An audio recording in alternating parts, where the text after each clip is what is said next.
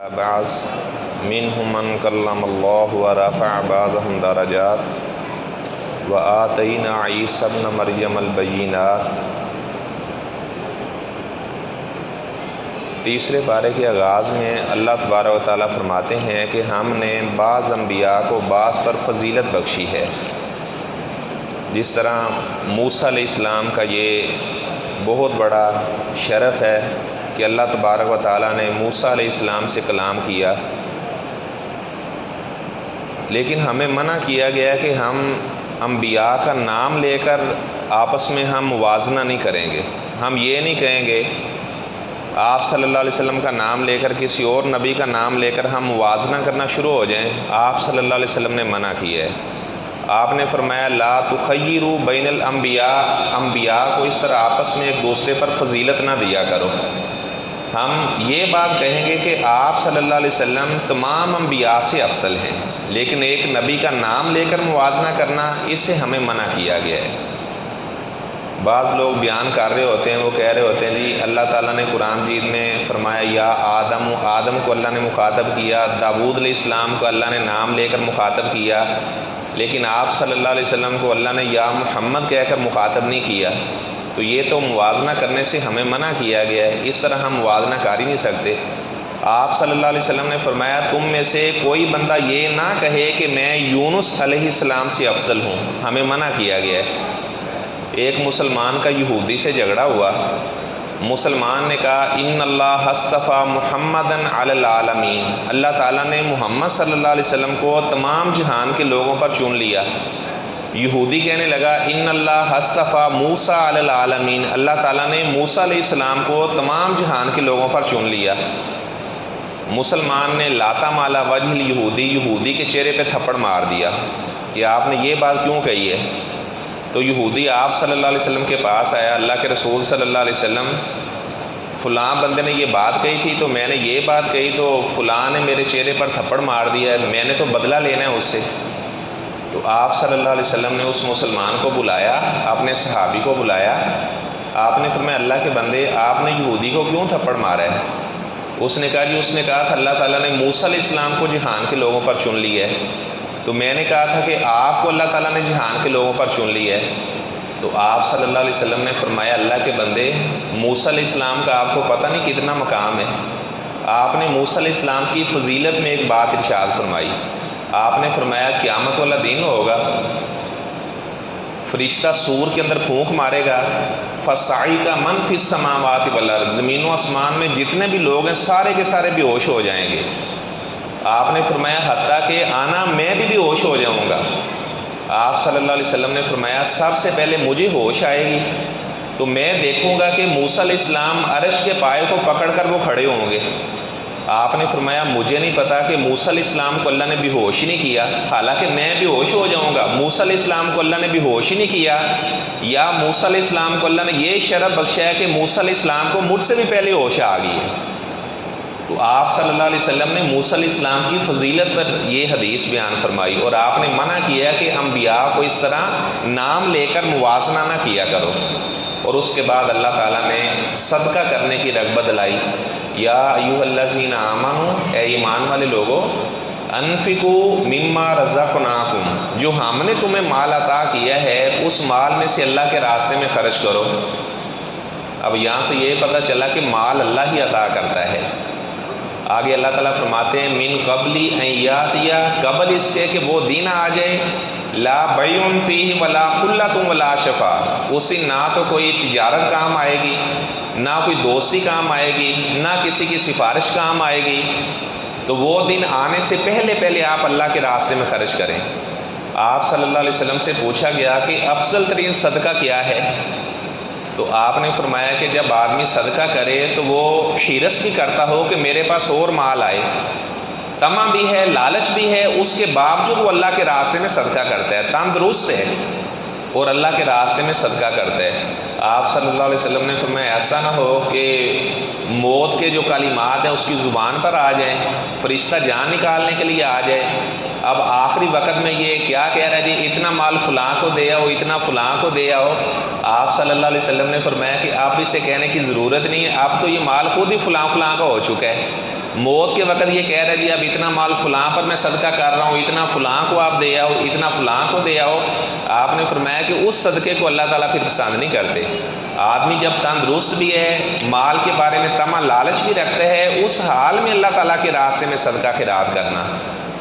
پھر صدقہ خیرات کرنے کے اندر بہترین مصرف کو دیکھا جائے کہ اپنی زکوٰۃ، صدقات و خیرات ہم کہاں پر خرچ کریں، تو آپ جانتے ہیں یہ ادارہ الحمدللہ یہاں پر 1000 کے قریب طلبہ طالبات تعلیم حاصل کر رہے ہیں، اور ظاہری بات ہے ایسے جو ادارے ہیں یہ آپ لوگوں کے تعاون سے چل رہے ہیں، حکومت تو کوئی سپورٹ وغیرہ نہیں کرتی، تو یہ بہترین آپ کی زکوٰۃ کا مصرف ہے۔ آپ مرکز بیت العتیق کے اندر اپنی زکوٰۃ و صدقات خیرات یہ ضرور بھی ضرور اسی ادارے کو آپ ترجیح دیں، اور دن رات بچے یہاں پہ قرآن مجید کی تعلیم حاصل کرتے ہیں، اور بہترین یہ ایک مصرف ہے اللہ کے فضل سے۔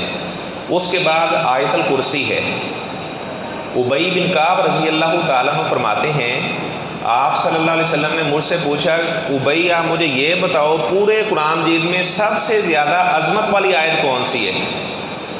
وہ فرماتے ہیں میں نے کہا جی اللہ اور اس کا رسول ہی بہتر جانتے ہیں۔ تو آپ صلی اللہ علیہ وسلم نے دوبارہ ان سے سوال کیا کہ پورے قرآن مجید میں سب سے زیادہ عظمت والی آیت کون سی ہے؟ اس نے دوبارہ انہوں نے یہی جواب دیا کہ اللہ اور اس کے رسول ہی بہتر جانتے ہیں۔ تیسری مرتبہ بھی آپ نے سوال کیا تو وہ فرمانے لگے اللہ کے رسول صلی اللہ علیہ وسلم میرے علم کے مطابق تو آیت الکرسی ہے۔ تو آپ صلی اللہ علیہ وسلم نے فرمایا لیحنک العلم، آپ کو آپ کا علم مبارک ہو، آپ نے بالکل صحیح بتایا ہے، پورے قرآن مجید میں سب سے زیادہ جو عظمت والی آیت ہے وہ آیت الکرسی ہے۔ جو آدمی رات کو یہ پڑھ کر سو جائے تو وہ شیاطین سے، چوروں سے، ڈاکوؤں سے اس کا گھر محفوظ ہو جاتا ہے۔ اور آپ صلی اللہ علیہ وسلم نے فرمایا کہ جو بندہ ہر فرضی نماز کے بعد آیت الکرسی پڑھتا ہے، ہر فرضی نماز کے بعد جو آیت الکرسی پڑھتا ہے، آپ صلی اللہ علیہ وسلم نے فرمایا کہ جیسے اس بندے کی جان نکلے گی اس کو سیدھا جنت الفردوس میں داخل کر دیا جائے گا۔ آپ نے فرمایا اس بندے کے درمیان اور جنت کے درمیان صرف اور صرف موت کا فاصلہ ہے، جیسے ہی جان نکلے گی اللہ کا سلام آئے گا، ادھر سے جنت کا پیغام آئے گا، سیدھا جنت الفردوس میں چلا جائے گا۔ تو آیت الکرسی کی بہت زیادہ فضیلت ہے، ویسے بھی انسان کو چاہیے کہ آیت الکرسی وہ پڑھتا رہے۔ تو اللہ تبارک و تعالیٰ نے قرآن مجید میں سب سے زیادہ عظمت والی جو آیت نازل کی وہ آیت الکرسی ہے۔ اچھا اس کے بعد اللہ تبارک و تعالیٰ نے حضرت عزیر علیہ السلام کا قصہ بیان کیا ہے۔ بخت نصر ایک بادشاہ تھا، بابل کا بادشاہ تھا، تو اس نے بیت المقدس کے اوپر حملہ کیا تو بہت سے لوگوں کو اس نے قیدی بنایا، ان قیدیوں میں حضرت عزیر علیہ السلام بھی شامل تھے۔ تو عزیر علیہ السلام جب اس کی قید سے رہائی پا کر جا رہے تھے تو ان کے ذہن میں خیال آیا کہ اللہ تعالیٰ ان بستیوں کو کیسے زندہ کرے گا۔ او کالذی مر علی قریہ وہی خاویۃ علی عروشها قال انا یحیی هذه اللہ بعد موتها فاماتہ اللہ 100 عام ثم بعث قال کم لبثت قال لبثت یوما او بعض یوم قال بل لبثت 100 عام۔ اللہ تعالیٰ نے عزیر علیہ السلام کے اوپر موت طاری کر دی اور 100 سال تک اللہ تعالیٰ نے ان کو سلائے رکھا۔ 100 سال کے بعد اللہ تعالیٰ نے پوچھا آپ یہاں پر کتنی دیر ٹھہرے ہیں؟ وہ فرمانے لگے کہ میں یہاں پر دن یا دن کا کچھ حصہ ٹھہرا ہوں، حالانکہ وہ 100 سال سوئے رہے ہیں وہاں پر۔ اللہ تعالیٰ نے غیب کا علم کسی کو بھی عطا نہیں کیا، اللہ تعالیٰ نے غیب کا علم اپنے پاس ہی رکھا ہے، پھر جو بندہ دنیا سے چلا جائے تو وہ سن بھی نہیں سکتا۔ یہ اللہ کے ولی نہیں، اللہ کے نبی ہیں، حالانکہ 100 سال سوئے رہے، وہ فرما رہے کہ میں دن یا دن کا کچھ حصہ یہاں پہ ٹھہرا رہا ہوں۔ تو اللہ تعالیٰ نے فرمایا بل لبثت 100 عام، آپ تو یہاں پر 100 سال ٹھہرے رہے ہیں۔ آپ اپنے گدھے کی جانب دیکھیں، انہوں نے اپنے گدھے کی جانب دیکھا، اپنے کھانے کی جانب دیکھا، تو اللہ تعالیٰ نے فرمایا لم یتسنہ، آپ کا کھانا بھی وہ سیدھا نہیں ہوا۔ گدھے کی جانب دیکھا تو اللہ نے اس کی ہڈیوں کو جوڑا اور اس کے بعد اس کے اوپر گوشت چڑھنا شروع ہو گیا، اور عزیر علیہ السلام اللہ کی قدرت دیکھ کر فرمانے لگے اعلم ان اللہ علی کل شیء قدیر، اب مجھے اس بات کا عین الیقین ہو چکا ہے کہ اللہ تعالیٰ ہر چیز کے اوپر قادر ہے، وہ تو ہر چیز کے اوپر قادر ہے۔ آگ کا کام جلا دینا ہے، اگر اللہ نہ چاہے تو آگ بھی نہیں جلایا کرتی۔ ابراہیم علیہ السلام کو آگ میں پھینکا گیا، اللہ نے گلزار بنا دیا، اور چھری کا کام کاٹنا ہے، لیکن جب اللہ نہ چاہے تو چھری بھی نہیں کاٹا کرتی۔ اور اللہ تعالیٰ کا قانون ہے کہ خامد اور بیوی کے ملاپ سے اللہ تعالیٰ بیٹا عطا کرتا ہے، لیکن جب اللہ مریم کو عطا کرنے پر آتا ہے تو بغیر شوہر کے اللہ تعالیٰ انہیں عیسیٰ علیہ السلام عطا کر دیتے ہیں۔ تو اللہ تعالیٰ ہر چیز کے اوپر قادر ہیں۔ اور اس کے بعد اللہ تعالیٰ نے دوبارہ پھر صدقہ خیرات کرنے کی طرف اللہ نے توجہ دلائی۔ اللہ تعالیٰ فرماتے ہیں الذین ینفقون اموالہم باللیل والنہار سرا وعلانیہ، ایسے لوگ جو دن رات اللہ تعالیٰ کے راستے میں خرچ کرتے ہیں، علانیہ طور پر بھی خرچ کرتے ہیں تاکہ ہمیں دے کر باقی لوگ بھی دیں، اور وہ چھپکے سے بھی اللہ تعالیٰ کے راستے میں خرچ کرتے ہیں۔ بخاری شریف کی روایت ہے، آپ صلی اللہ علیہ وسلم نے فرمایا کہ ایک آدمی، اس نے کہا اللہ آتا صدقہ کرنا لیلہ تھا، آج کی رات میں ضرور اللہ کے راستے میں صدقہ کروں گا۔ صدقہ کرنے کی کئی قسمیں ہوتی ہیں۔ آپ صلی اللہ علیہ وسلم نے فرمایا کہ اگر کوئی آدمی اپنی زبان کو شر سے روک لیتا ہے، کسی کو زبان سے تکلیف نہیں پہنچاتا، تو یہ بھی وہ صدقہ کر رہا ہے۔ اچھا، وہ آدمی کہنے لگا جی میں آج کی رات صدقہ کروں گا، وہ صدقے کا مال لے کر نکلا تو راستے میں ایک آدمی وہ چوری کے لیے آیا ہوا تھا۔ اس نے سمجھا شاید یہ غریب آدمی ہے تو اس نے صدقے کا مال اسے پکڑا دیا۔ تو لوگوں کو پتہ چلا تو لوگوں نے کہا تصدق لیلہ علی سارق، رات کو کسی آدمی نے چور کو صدقہ دے دیا، کیسے تعجب کی بات ہے۔ تو یہ کہنے لگا یہ تو میرا صدقہ ضائع گیا ہے، تو اگلی رات پھر میں صدقہ کروں گا۔ اگلی رات صدقے کا مال لے کر نکلا تو کوئی فاحشہ عورت کھڑی ہوئی تھی، اس نے سمجھا یہ غریب عورت ہے تو صدقے کا مال اسے دے دیا۔ تو لوگوں نے کہا کہ تصدق لیلہ علی فاحشہ علی زانیہ، بدکارہ عورت کو کسی نے صدقہ دے دیا ہے۔ یہ کہنے لگا جی میرا صدقہ تو آج کی رات بھی بیکار گیا ہے۔ اگلی رات پھر کہنے لگا میں آج بھی صدقہ کروں گا، صدقے کا مال لے کر نکلا تو ایک آدمی مالدار تھا، وہ سیر وغیرہ کر رہا تھا، اس نے سمجھا غریب آدمی، اس نے صدقے کا مال اسے پکڑا دیا۔ تو لوگوں نے کہا کہ رات کو پھر کسی نے کسی مالدار آدمی پر صدقہ کر دیا ہے۔ تو آپ صلی اللہ علیہ وسلم نے فرمایا کہ اس آدمی کو پھر وحی کے ذریعے سے، یعنی اس وقت کا جو نبی تھا اس کے ذریعے سے بتایا گیا یا خواب کے اندر اسے بتایا گیا کہ آپ کا تینوں راتیں صدقہ کرنا اللہ تعالیٰ نے قبول کر لیا ہے، بلکہ آپ کا صدقہ اللہ نے ایسا قبول کیا ہے جب آپ کا رزق حلال اس چور آدمی کے پیٹ میں گیا تو ایسا اس نے اثر کیا کہ چور آدمی نے توبہ کر لی اور اس نے چوری کرنا چھوڑ دی، اور جب بدکارہ عورت کے پیٹ میں آپ کا رزق حلال گیا تو اس نے توبہ کر لی کہ میں آئندہ سے کبھی اس طرح کا کام نہیں کروں گی، اور جو مالدار آدمی تھا جب اس کے پیٹ میں آپ کا مال گیا تو اس نے کہا کہ یار میں ایسے اتنا مال جمع کر رہا ہوں، مجھے بھی اللہ کے راستے میں صدقہ کرنا چاہیے، تو وہ بھی اللہ کے راستے میں صدقہ خیرات کرنے والا بن گیا۔ تو رزق حلال کے اندر اللہ تعالیٰ نے اتنی تاثیر رکھی ہے۔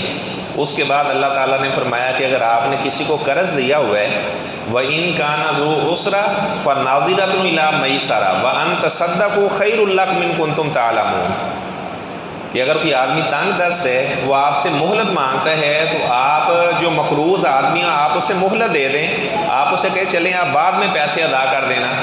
بخاری شریف کی روایت ہے، آپ صلی اللہ علیہ وسلم نے فرمایا کہ ایک آدمی کو قیامت والے دن لایا جائے گا اور اسے کہا جائے گا کہ دنیا میں کتنے نیک عمل کر کے آیا ہے۔ وہ سوچے گا، وہ کہے گا یا اللہ کوئی یاد نہیں آ رہا۔ اللہ تعالیٰ اسے دوبارہ کہیں گے اور بھی سوچو، آپ ہو سکتا ہے دنیا میں کوئی کام کیا ہو، یا اللہ کوئی اچھا کام کیا ہی نہیں ہے تو میں کیسے یاد کروں۔ پھر وہ کہے گا یا اللہ مجھے یاد آ رہا ہے کنت ادائن الناس، میں لوگوں کو قرض دیا کرتا تھا۔ ہمارے تو دکانوں پر لکھ کر لگا دیا جاتا ہے کہ یہاں پر ادھار وغیرہ بند ہے، تو حالانکہ اس طرح کا معاملہ قرض وغیرہ اگر کوئی مانگتا ہے، ضرورت مند ہے تو اسے دے دینا چاہیے۔ تو یہ کہے گا یا اللہ میں لوگوں کو قرض دیا کرتا تھا، جب میں اپنے آدمیوں کو بھیجتا کہ اپنا مقروض سے قرض لے کر آؤ تو جو آدمی تنگ دست ہوتا میں اسے مہلت دے دیتا، اور جو آدمی مجھے کہتا کہ میں ادا ہی نہیں کر سکتا تو میں اسے کہتا چلو یار پھر اللہ کی رضا کے لیے معاف کیا تجھے میں نے، یا اللہ مجھے تو یہ بات یاد ہے، اس کے علاوہ مجھے کوئی اور نیکی یاد نہیں ہے۔ تو اللہ تعالیٰ اسے فرمائیں گے اچھا تو میری مخلوق ہو کر میری مخلوق کے اوپر رحم کرتا رہا تو میں تیرا خالق ہو کر تیرے اوپر رحم کیوں نہ کروں، اپنی رحمت سے میں نے تجھے بھی معاف کر دیا ہے۔ تو یہ خدمت خلق کرنا یہ بہت بڑی نیکی ہے۔ اس کے اس عمل کی وجہ سے اللہ تبارک و تعالیٰ نے اسے معاف کر دیا۔ اور آپ نے سنا ہے کہ 7 لوگوں کو اللہ تعالیٰ عرش کا سایہ عطا فرمائیں گے۔ ویسے وہ 28 لوگ ہیں، حافظ ابن حجر اسقلانی رحمہ اللہ نے فتح الباری میں درج کی ہے کہ 28 لوگوں کو اللہ تعالیٰ عرش کا سایہ عطا فرمائیں گے۔ اس میں ایک وہ بھی آدمی شامل ہے من انظر معسرا، جو آدمی تنگ دست کو مہلت دے دیتا ہے۔ ایک آدمی کو قرض دیا تھا، وہ تنگ دست ہے، یہ اسے مہلت دے دیتا ہے، چلو آپ بعد میں ادا کر دینا، تو آپ صلی اللہ علیہ وسلم نے فرمایا اظلہ اللہ فی ظلی، قیامت والے دن اللہ کے عرش کے علاوہ کوئی سایہ نہیں ہوگا۔ لیکن یہ آدمی جو مقروض لوگوں کو مہلت دیا کرتا تھا، اللہ تعالیٰ اس کو اپنے عرش کے نیچے سایہ عطا فرمائیں گے، بہت زیادہ فضیلت ہے۔ اس کے بعد سورۃ بقرہ کی جو آخری 2 آیات ہیں، آمن الرسول بما انزل الیہ من ربہ والمؤمنون، ان کی بہت زیادہ فضیلت ہے۔ آپ صلی اللہ علیہ وسلم تشریف فرما تھے، جبرائیل علیہ السلام بھی آپ کے پاس بیٹھے ہوئے تھے، تو جبرائیل علیہ السلام نے فرمایا اللہ کے رسول صلی اللہ علیہ وسلم آج آسمان کا وہ دروازہ کھولا گیا ہے جو آج سے پہلے کبھی نہیں کھولا گیا، اور وہ فرشتہ زمین پہ آیا ہے جو آج سے پہلے کبھی نہیں آیا۔ ابشر بنورین، اللہ کے رسول صلی اللہ علیہ وسلم آپ کو 2 نور دینے کے لیے آیا ہے، نمبر 1 سورۃ الفاتحہ اور نمبر 2 سورۃ بقرہ کی آخری 2 آیات۔ اور ساتھ یہ بھی فرمایا اللہ کے رسول صلی اللہ علیہ وسلم، جو بندہ بھی سورۃ فاتحہ پڑھ کر یا سورۃ بقرہ کی آخری 2 آیات پڑھ کر اللہ تعالیٰ سے جو بھی دعا کرے گا، اللہ تعالیٰ اپنے بندے کو وہی عطا فرما دے گا۔ یہ 2 نور دیے گئے ہیں۔ آپ نے فرمایا کہ اس طرح کے نور نہ تورات میں نازل ہوئے، نہ انجیل کے اندر، نہ زبور کے اندر۔ سچی بات یہ ہے کہ ہمیں دعا کرنے کا بھی طریقہ نہیں آتا۔ اگر کوئی آدمی کہہ دیتا کہ آپ دعا کریں، تو بعض لوگ وہ دعا شروع کر رہے ہوتے ہیں اللہم صلی علی محمد، وہ یہاں سے دعا شروع کر رہے ہوتے ہیں، جبکہ دعا کرنے کے آداب میں سے یہ ہے آدمی باوضو ہو کر دعا کرے، قبلے کی جانب منہ کر کے دعا کرے۔ اس طرح سب سے پہلے اللہ تعالیٰ کی حمد بیان کرے، سورہ اخلاص پڑھے، سورۃ بقرہ کی آخری آیات پڑھے، سورۃ فاتحہ پڑھے، اللہ کی حمد بیان کرے، اس کے بعد درود ابراہیمی پڑھے، اس کے بعد پھر اللہ تعالیٰ سے جو دعا کرنی وہ دعا کرے۔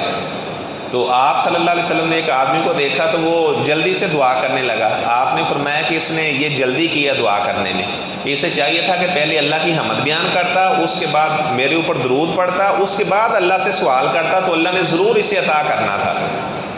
اچھا، اگر کوئی آدمی دعا کرتا ہے لیکن وہ درود نہیں پڑھتا، تو آپ صلی اللہ علیہ وسلم، یہ موقوف روایت ہے کہ اس کی دعا آسمان کے درمیان اٹکی رہتی ہے، جب تک یہ آپ صلی اللہ علیہ وسلم پر درود نہیں بھیجے گا اس کی دعا آسمانوں پہ نہیں جاتی۔ یعنی درود پڑھنے کی بھی بہت زیادہ فضیلت ہے، اور دعا کے اندر درود ابراہیمی کو پڑھنا اس کی بہت زیادہ اہمیت ہے۔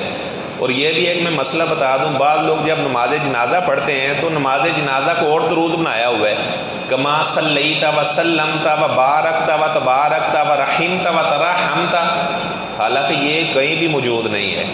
ایسا درود جو جنازے کے اندر پڑھا جاتا ہے، حالانکہ جنازے کے اندر بھی درود ابراہیمی پڑھنے کا حکم دیا گیا ہے، صحابہ کرام درود ابراہیمی جنازے میں پڑھا کرتے تھے، اس طرح کا کوئی بناوٹی درود نہیں پڑھا کرتے تھے۔ اور ایسے جنازے میں وجل ثناؤ کا کے الفاظ پڑھے جاتے ہیں، حالانکہ دنیا کی کسی کتاب کے اندر یہ الفاظ موجود نہیں ہیں۔ اب ظاہری بات ہے میں اپنے گھر میں بیٹھ کر تو یہ بات نہیں کر رہا، اتنے بڑے اجتماع کے سامنے یہ بات کر رہا ہوں، آپ ریسرچ کریں، تحقیق کریں کیا ایسی بات موجود ہے یا موجود نہیں ہے۔ جب ہم بازار میں کپڑا وغیرہ لینے کے لیے جاتے ہیں تو بڑی تحقیق کرتے ہیں، دیکھتے ہیں، تو دین کے معاملے کے اندر بھی ہمیں تحقیق کرنے کا حکم دیا گیا ہے کہ جب کوئی بندہ کوئی بات بیان کرتا ہے تو آپ اس بات کی تحقیق کریں، کیا یہ بندہ سچ بات بیان کر رہا ہے یا ایسی اپنی طرف سے کوئی بات یہ بیان کر رہا ہے۔ تو اس کے بعد سورہ آل عمران ہے۔ سورہ آل عمران میں اللہ تبارک و تعالیٰ نے سورہ آل عمران اور سورۃ بقرہ کے بارے میں آپ نے فرمایا کہ آپ یہ پڑھا کرو، قیامت والے دن یہ صاحبان بن جائیں گے انسان کے اوپر، بہت زیادہ، یعنی انسان پریشان ہوگا، گھبرایا ہوگا، اور یہ صاحبان بن جائیں گے، انسان کے اوپر سایہ کرنے والی بن جائیں گی۔ اور اس میں اللہ تبارک و تعالیٰ فرماتے ہیں میرے پیغمبر آپ اعلان فرمائے، قل ان کنتم تحبون اللہ فاتبعونی، اگر تم اللہ تعالیٰ سے محبت کرنا چاہتے ہو تو آپ میری اتباع کرو، یحببکم اللہ، اللہ تعالیٰ تم سے محبت کرے گا، ویغفر لکم، اور اللہ تعالیٰ تمہارے گناہ بھی معاف فرما دے گا۔ آپ صلی اللہ علیہ وسلم کی ہر معاملے کے اندر اتباع کرنا ہے۔ نہ آپ کے دین کے اندر ہم کمی کر سکتے ہیں، نہ آپ صلی اللہ علیہ وسلم کے دین میں ہم اضافہ کر سکتے ہیں۔ جتنا دین بتا دیا ہے سمعنا واطعنا، ہم نے سن لیا اور ہم نے آپ صلی اللہ علیہ وسلم کی بات کو مان لیا۔ حضرت عمر بن خطاب رضی اللہ تعالیٰ عنہ تشریف فرما تھے، ایک آدمی ان کے پاس آیا، جی میرا ایک مسئلہ ہے۔ فرمانے لگے آپ کا کیا مسئلہ ہے؟ کہنے لگا جی مجھے یہ بتائیں، اگر کسی آدمی کا طواف الوداع رہ جائے تو اس کا حج ہوتا ہے یا نہیں ہوتا؟ جب آدمی حج کرنے کے لیے جاتا ہے تو 3 طواف کرتا ہے۔ سب سے پہلا جو طواف کرتا ہے اسے طواف زیارہ کہا جاتا ہے، اور 10 تاریخ کو جو طواف قدوم کہا جاتا ہے، اور 10 تاریخ کو جو طواف کرتا ہے اسے طواف افاضہ یا طواف زیارہ کہا جاتا ہے۔ اور 10 تاریخ والا جو طواف ہے یہ کرنا ضروری ہے، اگر کوئی آدمی وہ طواف نہ کرے گا تو اس کا حج نہیں ہوگا۔ اور واپسی پر جو ایک طواف کرتا ہے اسے طواف الوداع کہا جاتا ہے۔ تو وہ کہنے لگا جی جس کا طواف الوداع رہ جائے تو اس کا حج ہوگا یا نہیں ہوگا؟ تو حضرت عمر رضی اللہ تعالیٰ عنہ فرمانے لگے اس کا حج نہیں ہوگا۔ وہ کہنے لگا جی یہی مسئلہ تو میں نے آپ صلی اللہ علیہ وسلم سے بھی پوچھا تھا، آپ صلی اللہ علیہ وسلم نے تو فرمایا تھا کہ اس کا حج ہو جائے گا، آپ کہہ رہے ہیں کہ اس کا حج نہیں ہوگا۔ وہ کہنے لگے اچھا تو نے یہ مسئلہ آپ صلی اللہ علیہ وسلم سے پوچھے ہے؟ اس نے کہا جی آپ صلی اللہ علیہ وسلم سے پوچھا ہے۔ اپنے گھر گئے، اسے کہا آپ ادھر ہی بیٹھو، کوڑا لے کر آئے اور اسے مارنا شروع کر دیا۔ وہ کہنے لگا جی میں نے تو آپ کو آپ صلی اللہ علیہ وسلم کی حدیث سنائی ہے، آپ اپنی بات چھوڑ دیں۔ تو حضرت عمر فرمانے لگے جب تو نے مجھے آپ صلی اللہ علیہ وسلم کی بات سنا دی تھی تو اپنی بات تو میں نے اسی وقت چھوڑ دی تھی۔ تو وہ کہنے لگا جی پھر آپ مجھے کیوں مار رہے ہیں؟ تو فرمانے لگے نادان آدمی، آپ کو اس لیے مار رہا ہوں جب نبی سے مسئلہ پوچھ لیا جائے تو بعد میں پھر امتی سے مسئلہ نہیں پوچھا جاتا۔ تو نبی سے مسئلہ پوچھنے کے بعد میں عمر امتی سے مسئلہ پوچھ رہے، جب معصوم سے مسئلہ پوچھ لیا جائے تو بعد میں غیر معصوم سے مسئلہ نہیں پوچھا جاتا۔ آپ صلی اللہ علیہ وسلم سے مسئلہ پوچھنے کے بعد تو دوبارہ مجھ سے اس کی تصحیح کروا رہا ہے کہ اس کا حج ہوتا ہے یا نہیں ہوتا۔ ایسے امام مالک رحمہ اللہ کے پاس ایک آدمی کھڑا تھا، انہوں نے کوئی مسئلہ بیان کیا تو وہ کہنے لگا جی اس میں فلاں بندہ تو یہ کہتا ہے۔ وہ کہنے لگے میں تجھے آپ صلی اللہ علیہ وسلم کی حدیث سنا رہا اور تو فلاں آدمی کا نام لے رہا ہے، آپ یہاں سے چلے جاؤ، مجھے تو ڈر لگ رہا ہے اللہ تعالیٰ آسمان سے پتھروں کی بارش نہ برسا دیں۔ جب آپ صلی اللہ علیہ وسلم کا نام آ گیا تو اس کے بعد کہنا جی فلاں نے ایسے کہا ہے، فلاں نے ایسے کہا ہے، بس صحیح سند سے حدیث ثابت ہو گئی تو وہی ہمارا منہج ہے، وہی ہمارا عقیدہ ہے۔ حضرت عمر رضی اللہ تعالیٰ عنہ حجر اسود کے پاس آئے، حجر اسود کو بوسہ دیا۔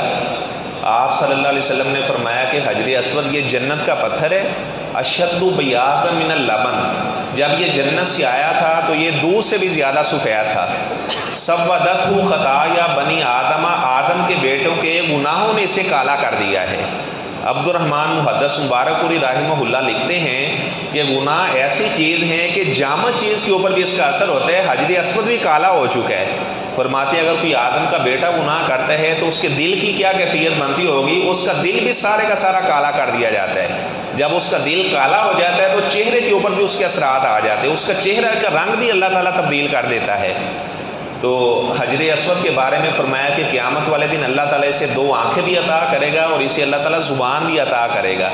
اور یہ جس نے بھی حجر اسود کو بوسہ دیا ہوا یا اس کو استلام کیا ہوا، یعنی دور سے ہی اسے دے کر اس نے استلام کیا، یا حجر اسود کو ہاتھ لگا کر ہاتھ کو بوسہ دیا، تو آپ صلی اللہ علیہ وسلم نے فرمایا حجر اسود اس آدمی کے بارے میں سفارش کرے گا اور اللہ تعالیٰ حجر اسود کی سفارش کو مسترد نہیں کریں گے، اللہ تعالیٰ اس آدمی کو جنت میں داخل فرما دیں گے۔ تو حضرت عمر حجر اسود کے پاس آئے، حجر اسود کو بوسہ دیا، کہنے لگے لولا رأیت رسول اللہ صلی اللہ علیہ وسلم قبلک کا ما قبلت کا قط، اللہ کی قسم اگر میں نے آپ صلی اللہ علیہ وسلم کو حجر اسود تجھے بوسہ دیتے ہوئے نہ دیکھا ہوتا تو میں تجھے کبھی بھی بوسہ نہ دیتا، میں صرف اس وجہ سے آپ کو بوسہ دے رہا ہوں کیونکہ آپ صلی اللہ علیہ وسلم نے تجھے بوسہ دیا ہے۔ حضرت عمر رضی اللہ تعالیٰ عنہ نے اپنا حج تمتع کرنے کے اوپر انہوں نے پابندی لگوا دی کہ حج تمتع نہیں کیا جائے گا۔ تو سب سے پہلے ان کا جو بیٹا عبداللہ تھا، حضرت عبداللہ نے حج تمتع کا احرام باندھا، تو لوگوں نے کہا کہ آپ کے باپ عمر نے تو حج تمتع کے اوپر پابندی لگائی ہے۔ وہ فرمانے لگے اللہ تعالیٰ نے جو شریعت ہے وہ میرے باپ عمر کے اوپر نازل نہیں کی، اللہ تعالیٰ نے شریعت فاطمہ رضی اللہ تعالیٰ کے باپ محمد رسول اللہ صلی اللہ علیہ وسلم پہ نازل کی ہے۔ میرا باپ عمر کون ہوتا ہے حج تمتع پر پابندی لگانے والا؟ جب آپ صلی اللہ علیہ وسلم نے پابندی نہیں لگائی حج تمتع پر، تو میں اپنے باپ عمر کی فوراً اس مسئلے کے اندر مخالفت کرتا ہوں۔ تو انہوں نے حضرت عمر رضی اللہ تعالیٰ کی اس مسئلے میں مخالفت کی اور حج تمتع کا انہوں نے احرام باندھا۔ اس طرح بے شمار ایسی مثالیں ہیں۔ ایسے ہی اللہ تعالیٰ نے اس بارے میں حضرت عیسیٰ بن مریم علیہ السلام کا ذکر کیا ہے۔ اذ قال اللہ یا عیسیٰ انی متوفیک و رافعک الیہ۔ اللہ تعالیٰ نے عیسیٰ بن مریم علیہ السلام کو زندہ ہی آسمانوں پہ اٹھا رکھا ہے۔ نہ یہود نے حضرت عیسیٰ علیہ السلام کو قتل کیا ہے، نہ سولی پہ چڑھایا، پر رافعہ اللہ الیہ، اللہ نے حضرت عیسیٰ علیہ السلام کو آسمانوں پہ اٹھا لیا ہے۔ اب بعض لوگ اس مسئلے میں گمراہ ہو چکے ہیں، وہ کہتے ہیں حضرت عیسیٰ علیہ السلام وہ سولی کے اوپر چڑھ چکے ہیں۔ یہ جو جماعت المسلمین والا فتنہ ہے، اور اس طرح یہ جتنے قادیانی حضرات ہیں وہ کہتے ہیں جی جو مرزا غلام احمد قادیانی ہے وہی معاذ اللہ مسیح بن کر آیا ہے، جبکہ عیسیٰ علیہ السلام 33 سال کی عمر میں انہیں آسمانوں پر اللہ نے زندہ اٹھا لیا، قیامت کے قریب نزول کریں گے، دجال کو قتل کریں گے، یہودیوں کو قتل کریں گے۔ آپ صلی اللہ علیہ وسلم نے فرمایا کہ یہودی درختوں کے پیچھے چھپیں گے، ہر درخت بھی بول کر بتائے گا عیسیٰ میرے پیچھے یہودی چھپا ہوا ہے، آپ اسے قتل کر دیں۔ آپ نے فرمایا الا الغرقد، جو غرقد نامی درخت ہے یہ نہیں بتائے گا، یہ غرقد نامی درخت نہیں بتائے گا کہ میرے پیچھے یہودی چھپا ہوا ہے، یہ یہودیوں کا درخت ہے۔ تو آپ کبھی اسرائیل کی تاریخ پڑھیں، اسرائیل کے اندر وہاں انہوں نے ابھی سے غرقد نامی پودے لگانا شروع کر دیے ہیں کہ یہ ہمارا درخت ہے، جب عیسیٰ علیہ السلام آئیں گے تو ہم ان کے پیچھے چھپیں گے، تو یہ نہیں بتائے گا۔ تو آپ اندازہ لگائیں کہ یہودیوں کا آپ صلی اللہ علیہ وسلم کی حدیثوں پر اتنا ایمان ہے، اور ہم مسلمان ہو کر آپ صلی اللہ علیہ وسلم کے فرامین پر ہمارا ایمان نہیں ہے۔ اللہ تبارک و تعالیٰ جتنی باتیں میں نے بیان کی ہیں، اللہ تبارک و تعالیٰ تمام باتوں پر ہمیں عمل پیرا ہونے کی توفیق عطا فرمائے۔ وآخر دعوانا ان الحمد للہ رب العالمین۔